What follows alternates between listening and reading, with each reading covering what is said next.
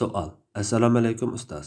9 oyni to'liq to'shqizib tug'ilgan bolaning to'liq emish muddati 21 oymi yoki 24 oymi? Jam'i 30 oy deydi ekan. Shunga bilolmay qoldim. Javob. Va alaykum assalom. 9 oyni to'liq to'shqizib tug'ilgan bolaning to'liq emish muddati 24 oy.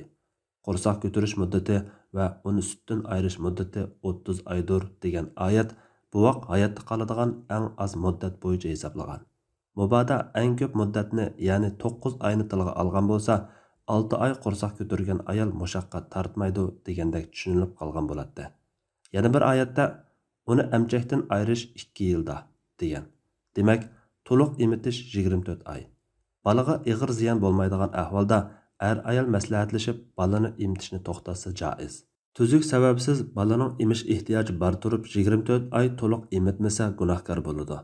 Bir hadisda qiyomat kuni balalarga sutini bermagan ayollarning ko'ksini yilon chaqadi deb kelgan. Alloh eng to'g'risini bilguridir. Fatvoda doktor Abdul Aziz rahmatulloh.